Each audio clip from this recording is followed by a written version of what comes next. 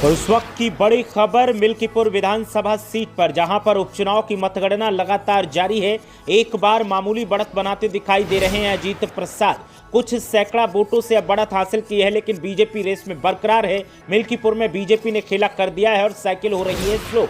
42,000 से भी ज्यादा वोटों का अंतर यहां पर दिखाई दे रहा है और बढ़त का जो अंतर ये दिख रहा है, ये अंतर चौंकाने वाला है। मतदान से पहले जो डर जताया था वो डर सही साबित होता दिखाई दे रहा है। अजीत प्रसाद के सामने बीजेपी उम्मीदवार ने ताकत दिखाई है। चंद्रशेखर आजाद के उम्मीदवार की हालत तो बेहद पतली दिखाई दे रही है। फाइनल नतीजों से पहले ही चंद्रशेखर के उम्मीदवार ने साजिश की बात कही है और बीजेपी को साजिशन चुनाव जीतने पर चंद्रशेखर के उम्मीदवार ने बधाई दी है। तो मिल्कीपुर विधानसभा सीट अयोध्या की, जहां पर उपचुनाव की मतगणना लगातार जारी है और उपचुनाव के मतदान से पहले जिस तरीके के हालात दिखे, मतदान वाले दिन जिस तरीके के हालात दिखे, उन हालातों ने तस्वीर तभी साफ कर दी थी और जो तस्वीर साफ हुई थी वो अब एकदम क्रिस्टल क्लियर नजर आ रही है। और जो तस्वीर क्लियर नजर आ रही है उस तस्वीर ने साफ कर दिया है कि समाजवादी पार्टी के सामने यहां पर बीजेपी ज्यादा ताकतवर दिखाई दी है और बीजेपी ने जो दावे किए थे उन दावों को हकीकत का जामा यहां की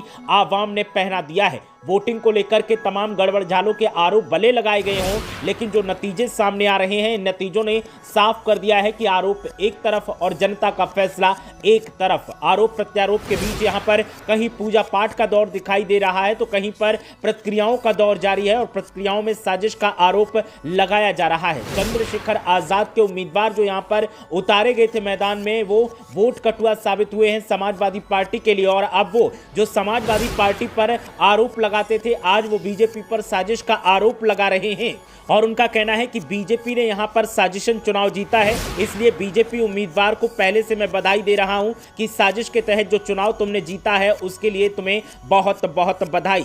साथ ही बीजेपी और चुनाव आयोग पर भी सवाल उठाए हैं चंद्रशेखर आजाद के उम्मीदवार ने। इसके अलावा समाजवादी पार्टी की अगर बात की जाए तो अवधेश प्रसाद जो कि अयोध्या के सांसद हैं, उनका भी यही कहना है कि जिस तरह से साजिशें की गई वो साजिशें जीतती नजर आ रही हैं।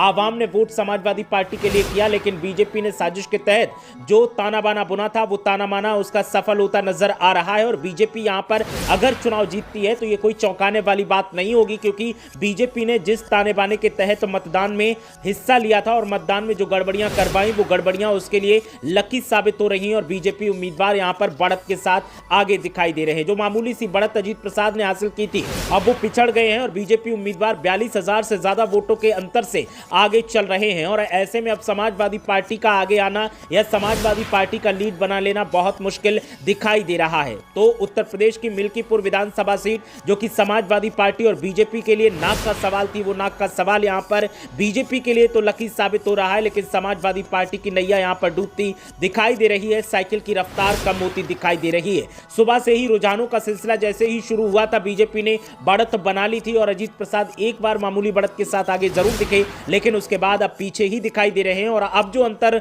हो गया है उस अंतर ने साफ कर दिया है कि अब अजीत प्रसाद का आगे निकलना बहुत मुश्किल है। मिल्कीपुर से इस वक्त की बड़ी खबर, मिल्कीपुर में बीजेपी के उम्मीदवार 42,000 से भी ज्यादा वोटों के अंतर से आगे चल रहे हैं।